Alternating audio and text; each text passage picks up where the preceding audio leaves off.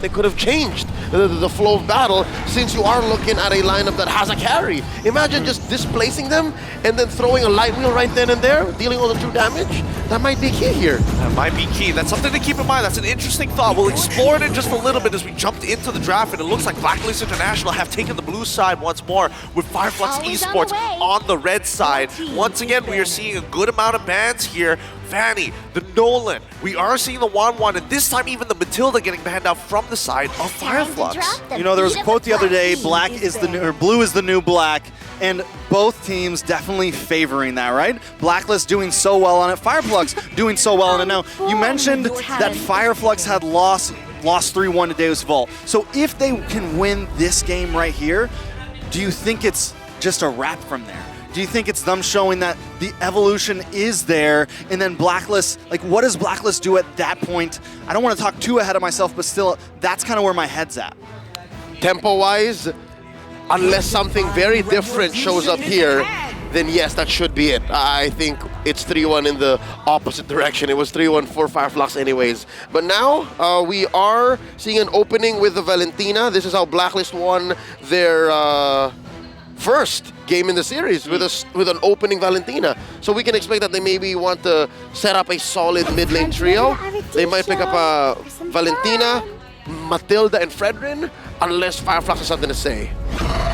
Okay, we're seeing the Turizla get picked up pretty early on. Honest draft thus far from the side of both Fireflux, but let's see where the Blacklist is going to be just as honest here, right? We're not seeing too many flex picks come out as often as I would like to have seen, but at the end of the day, it's still going to be playing around strategies that they're most familiar to, and it looks like we're going to get the heal man this time on the Rafaela. Yeah, they're going to favor Renegade this time. Last game, he wasn't able to really get something super comfortable, right? Put onto the Hilda, it wasn't a bad pick. At least that's what we thought at first, but he really wasn't able to use it to his advantage. Now, Fireflux, now that Diggy's not a possibility for Black, if they don't want it, do they want to go back for that layered CC? Do they pick something like the Tigreal up again?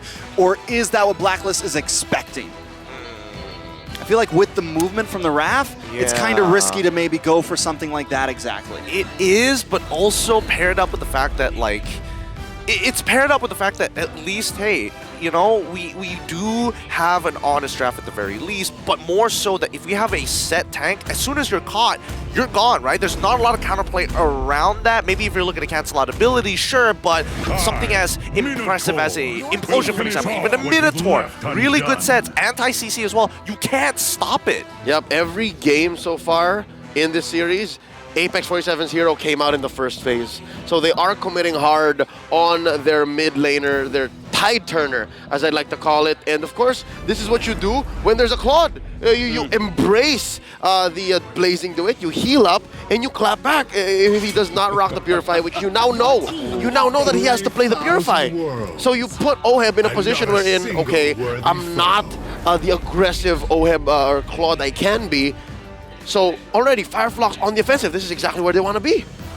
Yeah, they definitely feel in control, honestly, right now. Blacklist, though, still has 2 possible picks up their sleeve. In a dead body. I love that. I love that so much. Yep. They ban out the Leomord, the respect to Fireflux, the respect to TNZ right there. Because, honestly, yeah, they're trading out the Tigreal for the Minotaur, but it is still very similar to what they brought last game. And we're seeing the Akai get banned out here. Remember, both sides don't have a jungler. So really, Basha, it's about digging deep into your pockets. We're expecting the Boxia to eventually get banned. Maybe even the Fredrin? Nah, probably Boxia, right? They're both lacking junglers. So now it's up to Master the Basics if he's going to get on this train, if he's going to play hardball with Coach Bad Gal Seth. Because look, if this is not a jungler ban, if they're just really afraid of the Leomord specifically from TNZ, then when they clap back, Bad Gal Seth, Fireflux will get the better jungler. Whether it be whichever's left out, the Fredrin or the Baksha. Because those are the only ones left. I think you got to leave them both open, right? I feel like at this point, Master Basics has to, like, because if he bans one, then yeah, you're right. He loses out both. Yeah. There's not a lot of good options here. And I mean, it's difficult to play an assassin from this position as well, right? Based on the first 3 picks, if you're thinking of the side Blacklist International, and Fredrin brand. He might know. He might know that this is the Baksha, and then willing to trade for it. Well, what else is out there? What other junglers do Sensui have? Are we missing something? Because there's the Martis already banned out. Yeah. Martis, Sakai, Fredrin. with the Basha picked up, not a whole lot of utility left overall. The Joy's been banned. Looking at the pool, I mean, personally for me, I would have expected the Boxia banner to leave Frederick and then play something like Hellcurt, something that's not purple buff dependent, they but get at the crazy. same time, you could like kind of really disrupt your opponent, right? Fanny's out. Even you can go dig deep. Tier what? Tier 3. I'd say Fredrin, Fanny, Akai already out. Martis and Baksha. Good second choices, but no, wait. Oh, they're going to give up? You can have the Baksha, they're saying. What is TNZ's plan? Yeah, what? Paquito. Okay. Paquito gets locked in. Blacklist International. TNZ goes like assassin here, Yeah, you think? between them, it's TNZ who's more willing to go assassins. I mean, it's definitely a lot more possible for him. I would agree. Like, look at how squishy the majority of the targets are. And as much as like Rafael has some great healing, if you have enough of a snowball, if you have the stats, you can pretty much one-shot a good majority of the members, right? The two core ones from UA and as well as OHEB. I'm thinking something really spicy here, honestly. I'm thinking TNZ's about to get real crazy. Maybe If like this is the predicted Baksha, right? I mean, yeah, if Blacklist picks up the Basha here, then Fireflux, I think high chance of assassin. Priestess of primal lightning. Wait, what? Jungle Pack? The evil No way. We Jungle haven't Pack? seen this in so long. The Jungle Paquito. I mean, big level 4 spike, right? Probably one of the hardest hitters right at level 4, even level 3. Level 2. Yeah, you're right. All through, big opportunity, especially if they want to try to put pressure on Rosa here. Like if that's the plan, we come into the mid lane quickly, try to maybe even get a kill on Rosa before the black shoes happen. But definitely risky. Tons of movement from the whole team. So a lot of opportunities to try to dodge the Minoan's Fury. Yes. Yes. There it is. Yes. So is this first Hellcurt, right? Nope. There was a it's- Hellcurt with See You Soon when Yes. they got their game against AP Bren. That's why it's a 0% win rate, 2% pick rate overall. And it's important to note, Hellcurt, that silence is going to be game-changing, especially when you turn off the lights. With the Minotaur just hanging out in the back. Imagine giant Minotaur just jumping out of the dark at you. Oh! That's a big turn. So with that said, again, the numbers will not support Fireflux, given how it's in execution. It's in how it changes the dynamics of Blacklist lineup, their opponents, that allows for them to get the big dubs. With that said, Blacklist International, I think if they wanted to go fast, if ever they were going to go fast, it was with a lineup like this. So already, they're off to a great start, but Bull's still in Fireflux's court, man. Momentum's with them. All right. Let's see how much momentum is going to carry them over that finish line as we are contested for both sides. 1-1 is the current game score as we jump into the land of dawn for game number 3. If you're just tuning in, welcome. It's going to be Blacklist International on the blue side up against Fireflux Esports on the red side. All right, so Blacklist wants to go fast, right? They want to hit the zoom. On the other hand, I feel like Fireflux, like they always try to do, they need to try to slow them down here. They have the Minotaur, similar to the Tigreal. They have something that can kind of delay any type of oppression or aggression that Blacklist maybe wants to bring in these first few minutes. Yeah, I think the perfect term for Fireflux's winning image is the tempo break, the clutch, the turn. Because as soon as Blacklist tries to get into position, try to set up the burst, try to set up the CC with Edward and of course Renege's offensive Holy Baptism, Fireflux just presses the button, right? Let's turn it dark, let's heal up, let's clap back, let's put you up into the air, trampoline with the Minoan Fury, and you go from there. Looking at our emblem game so far, you see that it's the Assassin on the Hellcurt, and Assassin also on Tsunsui, while they're both rocking the Lethal Ignition. So there's a solid amount of burst coming in from these Assassin and Fighter type junglers. Again, they're borderline utility. They're borderline just for their kit alone or mobility. I mean, the Knockout Strike, the Dark Knight Falls, both of them really useful abilities, especially when paired together with some of the small strategies that you can actually go when it comes down to, hey, lock somebody down, don't worry, Edward can easily follow up with that. Or maybe UA can even take a huge ultimate like the Minoan Fury. Well, is there an argument for him to take the Dark Knight Falls as well? I mean, if we're blind, we're both blind. Imagine just both teams popping at the same time. Yeah, no, Lights out, That baby. just almost confirms a disengage, right? And if you're Blacklist and you need a disengage at that moment, it's good, but just the same, you want to go fast. Why would you do that? I mean, well, I would only assume when it comes down to these neutrals, right, and you're worried about Apex 47, and he just doesn't show face. Here we go. Speaking of the Dark Knight Falls, there it goes. Oh. TNZ trying to zone away UA.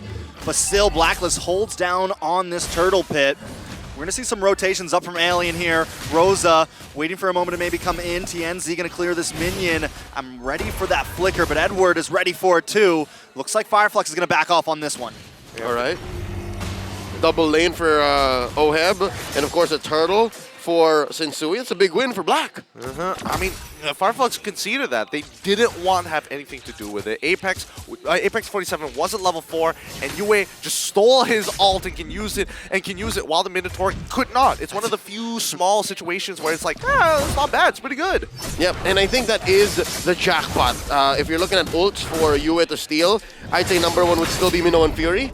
Second would be the penalty zone, and then maybe Dark Knight Falls. As we continue to move on in this game, right, we're waiting for Blacklist International. Like, what's the game plan here, right? How exactly are they going to start developing a lead for maybe even Sensui? Oh, God. Speaking of game plans, Fireflux wants to try to maybe push it here, but Sensui is onto them. All hanging out in the tri-bush. Fireflux not scared at all. Yeah, no. For Blacklist, what you want to do is, again, go fast, farm up, clear, and then convert. If you can get a pick off, yes, because your lineup goes much, much faster in that direction. And it'll happen much better when Oheb is ready. Looking at the item game so far, he is up again against Sunshine 200 gold. So that's where you see the fruits of his labor being a double lane farmer. And close call. Rosa cannot black shoes, by the way. Only did it because it was a clear call. But from there, what Fireflux wants to do is turn on these major objectives. Turn when they have the Minnow and Fury. Turn when they have Dark Knight Falls. Ooh, a lot of damage. TNZ forced to use Dark Knight Falls just to try to get away. Rosa there to help. Let's take a look at this duo hero statistic. Lilia and Terizla, 55.8% rate. Good numbers. Very, very good numbers. Again, both of these heroes now becoming... I mean, I'm very happy that Terizla is as meta as it is now when it used to be absolutely untouched. But even for Lilia, right, there's some great arguments for her now to be even more effective compared to previously where everyone was like, it's Novaria or nothing. Yeah, no. Especially in the age of Faramis Valentina, that just...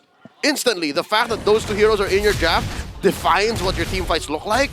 Lilia has become a breakout star, only, again, maybe second to Tigreal.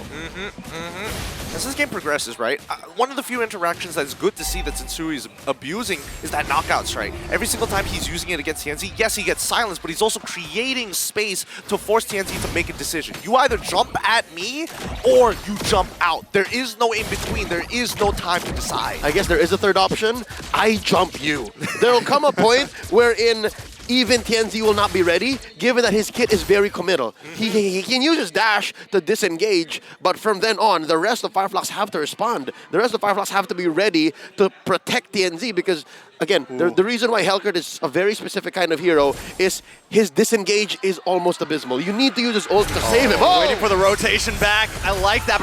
J with a defensive holy baptism there. Oheb able to get back to safety.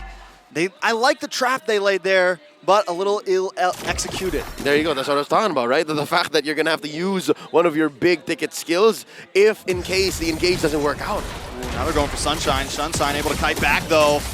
Reapply some damage on Edward. Terrify doesn't land on Rosa. There goes Minoan's Fury. A lot of damage on Edward. Ow. Face full of torn apart memories, and Edward goes down. Sunshine picking up the kill, getting first blood. Oh, it's definitely one of those moments where I thought I was going to cast the curse it for sure, right? TNZ ends up whiffing the initial dash, so they didn't get enough of a silence for the follow-up to actually make it count. And the Holy Baptism comes out, and at that point, it's too late, right? He didn't bother using the Deadly Stingers. There's just no time to do so. If it was, you know, on a tight, since the window is so tight, it could have been killed, but here we go. TNZ looking for Yue. Alien helps him out with a supportive penalty zone. Sensui wants to lock on Alien, though. Wait, no, gonna switch over to the mid side. Doesn't want to take too much damage. At this point, they're just covering all bases. Fireflux are overloading Blacklist senses. Again, when you're afraid of the dark and you don't know what's in a certain bush, and there's real damage getting packed into the cores of Fireflux this early on, under 7 minutes, then you are going to buckle. Blacklist now going to lose some presence here in this bottom lane, allowing for this next turtle to be as close to 50-50, the last turtle, and they even have time to help TNZ get space to get his orange, and then they fight, they engage. All right, now Fireflux for the first time wanting to fight for this turtle. All 5 members hanging out in the pit. Let's rumble. Blacklist wants to try to take it too. Edward holding the front side, looking for the knockup, but a penalty zone comes to the backside. Dark Knight falls. Yue pops up an Owen's Fury of his own though, but Apex 47 is here to help. Sensui still able to secure the turtle. Sensui looking for more. Apex goes down. Edward able to find him a Sunshine. Unloading. Alien goes down right now. It's a 2-4-3. Fireflux loses the turtle, but takes 1 extra member. What a fight from both sides. Great target priority for the side of Blacklist International. And you can see that Sensui was so close to maybe achieving a triple kill there for himself, getting so deep in the sauce there. But you got to give it to Sunshine. His targets to stun, to stop combinations, perfect once he knew that Renegade was down, to not give him that extra bit of movement speed to close the distance afterwards. That's situational awareness. Even as a Brody who wants to get max stacks on as many opponents as possible and then pressing the button on the ult, it's so easy to actually get blinded by that fact. But the truth is, once Fireflux gets in a position and you actually time out Blacklist's window of opportunity to burst down the key sources for Fireflux's follow-through, then you're good. Again, that's the key here. Fireflux needs follow-through. That combo between the Dark Knight Falls and the Minoan Fury is so good, but if there's no follow-through, Blacklist will win, and that's why it was a trade. That could have been a clean 3 for none, 2 for none for either side, but that just shows they both know what each other's packing. It's a matter of respect. When somebody sizes you up like that, especially when they have that much heat against them, it's dangerous. And especially, this is an elimination match, right? This is an elimination series, as a matter of fact. And this is something I was a little worried about from Fireflux. I was worried that they'd be a little too scared to size back. It's something that I felt kind of happened to them during Deus Vault, but now, even if they're a little below, even if the gold lead isn't in their favor, they're willing to hang out in the fight, hang out in the ring, and try to throw those punches to come out on top. And if you're playing against a team like Deus Vault, you pick up a few things. Deus Vault was responsible for 2 of the longest games in the group stage, so you know how patient they are. And with a lineup like this, Fireflux, they have to be very patient, and they have to time out even the Hitman's mobility, even the Hitman's vision. So right now we're back to the same situation as Game 2. They're overloading the Hitman's vision, even if it's very good, the way he's able to check pushes. Here we Dark go. Knight falls. Apex 47 on a Sensui. Sensui takes the Lord. What a steal. The Fireflux aren't done just yet. Yue able to take down A47. Tienzi finds Edward. Alien on the run. A final shot on a Rosa, and Sunshine goes down. Sensui wants more. Yue still hungry. Is it a full team wipe? Rosa the last one standing. He's got to try to get out of here. Oheb doesn't want to let it happen. A couple more shots and down. Blacklist come out on top. What a wipeout here. We were looking for the commitment. We were looking for the whole for Fireflux Esports so that Blacklist International can pull this in their favor as the agents go wild. A 4K lead in their pocket. Let's see how much damage they can apply to Fireflux. They didn't see that coming. Was that the first time we actually saw Yue with a stolen Dark Knight Falls? Yes. It was perfect, given that, again, we're talking about how Fireflux's lineup needs the follow-through, needs the follow-up, needs to know after this combo, after Apex and Tienzi put in their ult, we do so-and-so. They forgot the Blacks can do that too with Yue's Valentina. So now they said, Oheb, hold on to the Blazing Duet, hold on to your kit. You do it when we're ready. And they did. Sensui let out everything, knockout punch and all. And then the right clicks, which is the difference between the Brody and the Claude. The reason why Claude is such a commodity right now is even after the ult, you deal much more damage than the Brody in a DOT situation. I'm not gonna lie, when I saw Yue use that Dark Knight Falls, I thought it was gonna be a disengage. I thought it was like, okay, Yep. Sensui, you stole the Lord, let's We're get out out. of here. But no, it was like, let's do this. Stick around and find out. Yep. It's definitely one of those great moments, but it's also showing the evolution of Blacklist International, because most teams, and especially those who are not making it to the top 1% of the world, will always fall back to something safe like the Minoan Fury. But real talk though, with both sides blind and communications just not really cut off, but haywire, you can definitely see that even for people like Tianzi, who was sitting by the Lord, getting forced out like that, that's gotta be frustrating. Oh, here it Look at is. these two. Look at this. The first awardee of the greatest talent award in the history of the M Series amongst us. All Best right. in the world. Wait, Wait, is that? zoom in on that. Hey. Is that what I think it is? Yes. Bomba Kid preschool. Yep, it's That's how you get strong, guys. It's a new product line, I guess, so that you can make sure that by the fresh age of 3 years old, you're training your children to be MLBB stars. Yes, to be bombastic. Yeah. I mean, everybody's I getting need to on get some for board. my daughter. Yes. Everybody's getting on board with the trend right now. Kid Bomba has made an impact, and we're talking about EXP laners in a match where both EXP laners have been veterans and made name for themselves. Alien and as well as Edward, I would say out of all the matches we've seen so far, this has been a little underwhelming for both of them. Edward has had some almost pixel-perfect engages until you realize it's literally a pixel short. Both XP laners debuted in the M series in M3 with Alien coming in from Bedell. Edward coming in with Blacklist, winning the thing eventually. You're right, though. I have to agree that maybe there's still a little bit of an X factor coming in from these two young athletes. All right, back into the game now. 5K gold lead. Blacklist just took a huge swing with that last fight. Fireflux, it kind of felt like they had a little bit of control over the game, but now that control is thrown to the wind. And with a 5K lead like that, the question is whether they can find the 2X. And I mean, so far the damage is good, right? Blacklist International are finally in a position of power, a position that is very advantageous considering that OHEB has his core items in comparison to Sunshine, 2 levels down in a matter of fact. And let's just double check with the damage dealt. Rosa, still on top. Just, okay. But it's okay, because you have Rafaela. As soon as you try and clear those shadow energies and you try and check how far and how deep Rosa can go, as well as Sunshine, you can top up and then come through. Again, the photo meta is still real. The fact that they nerfed the item doesn't mean it's out. You're still very good, and you're still always combat ready compared to Fireflux, who's playing with their greens so often. But by that I mean they're playing with their ults.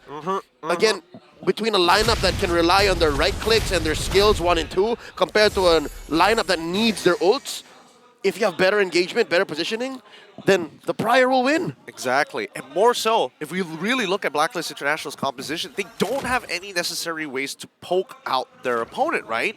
And I think that's the important thing. That's why Blacklist International are sticking so close together, right? They can top up really quickly, but the same can be applied for Fireflux Esports. Yes, they can poke with Rosa, but there's the top up from Blacklist International. And if any one of the members is missing from the side of Fireflux Esports, the whole composition starts to crumble.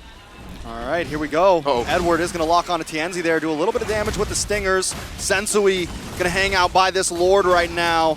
Alien also maybe going to have to go back up to that top lane to clear those minions. It's a little bit too much. Blacklist know it. They're going to try to take this. I think Fireflux's only opportunity. Try to pop a nice Dark Knight Falls. Try to get a Lord Steal. Try to get the hell out of there. Sensui knows it though, along with the rest of the team. Yue gets terrifying to Rosa. Rosa tries to re-engage. Wait a second, Minoan's Fury comes down. Dark Knight Fall drops. Tienzi goes in. He gets the steal. Try to run away, but you just can't today.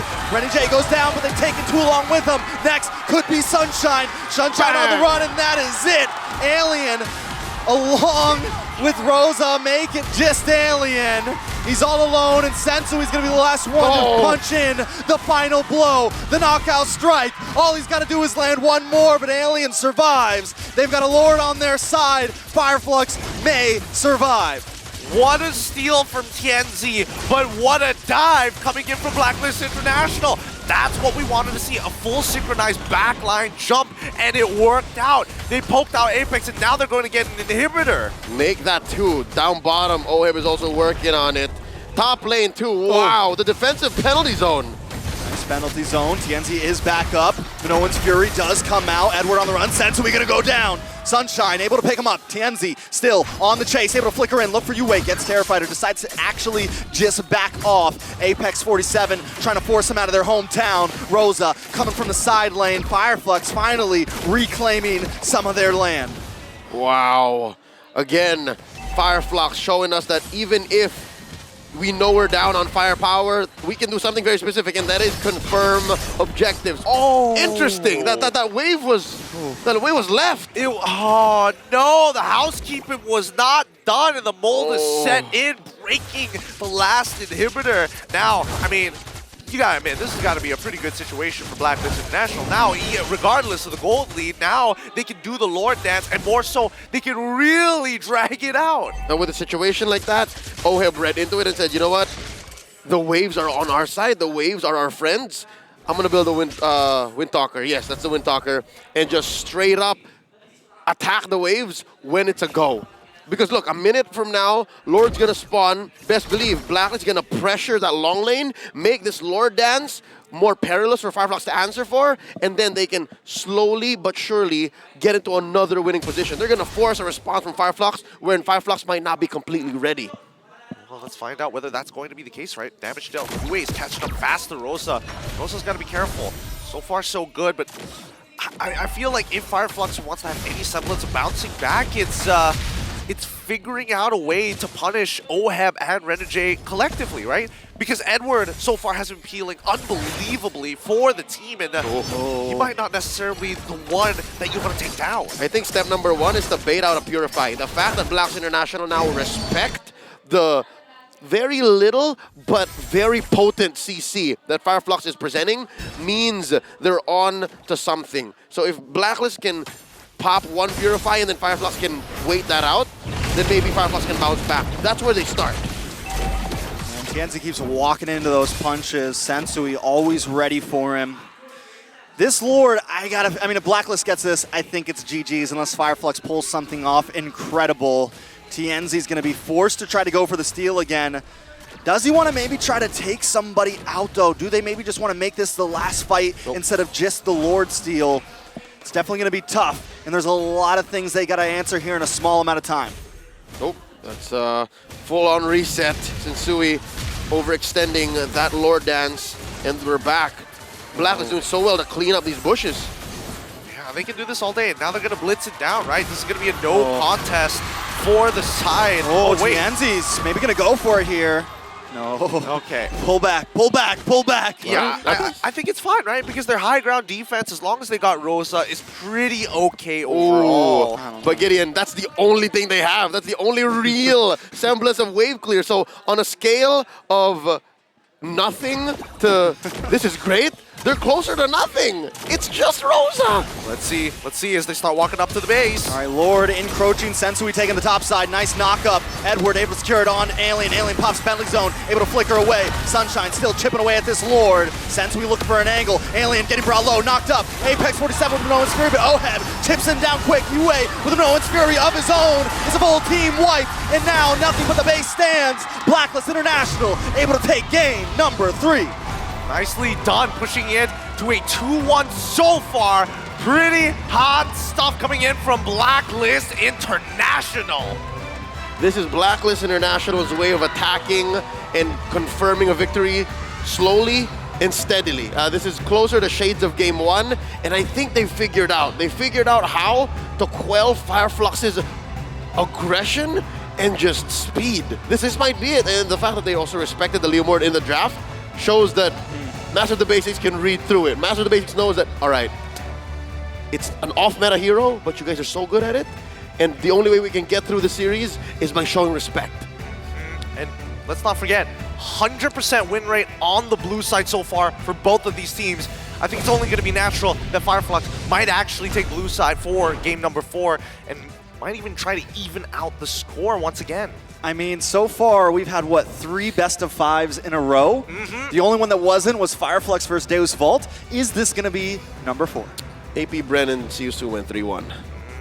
Whatever, Leo. Sorry, I got the stats up. But just to note, this series is already skewing the stats on the knockouts because prior to this best-of-5, blue side was losing more. It was a 45-55, and with that, we're going to have to check it out at the end of the day. But our MVP for game number 3 is the Filipino sniper, Kiel 1, with his, it was an Undying Claude.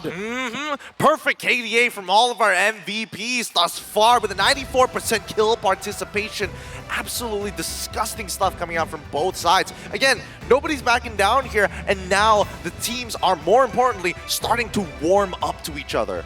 Most definitely, Oheb able to consistently just keep his distancing perfect. He didn't really come on full line until the end game, but once he was there, he was all over the map. He was everywhere he needed to be, controlling waves, controlling fights, and controlling the game. And if the plan for the comeback for Fireflux in Game 3 was to either force a Purify from Oheb or Yue, it just wasn't happening because those two players never showed face.